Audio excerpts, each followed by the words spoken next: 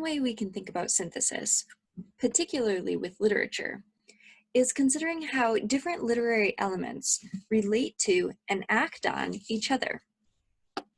Remember, synthesis is all about relationships, and literary elements exist in relationship. In order to synthesize within the boundary of a single text, you'll need to look at two or more of those important literary building blocks that you learned about in Unit 1, and consider how they interact with each other. How does genre affect character, and vice versa? How does setting relate to plot? How does point of view exist in relationship to setting, etc.? While it's certainly valuable to consider each of these elements in their own right, they only become more complex and more interesting when we consider how they interact with each other.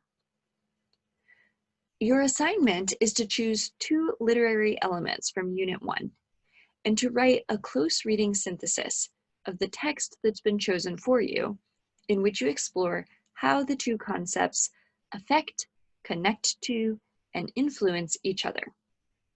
You can use any pairing of literary elements that you choose, but you may want to wait to choose them until you read the assigned text.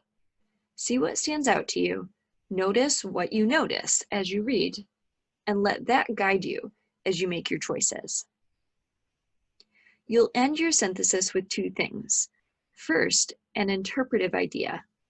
After analyzing how the two literary elements relate within the text, you'll need to come to a conclusion about how those elements work to create meaning, or atmosphere, or texture, or conflict.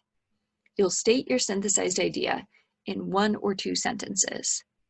It should come at the end of your writing and should be clearly marked as your synthesis statement. Secondly, you'll write a brief reflection in which you'll practice identifying discourse. This connects back to your last module from Unit 1, so go back and review if you need to. For your reflection, you'll first identify a discourse community of the assigned text.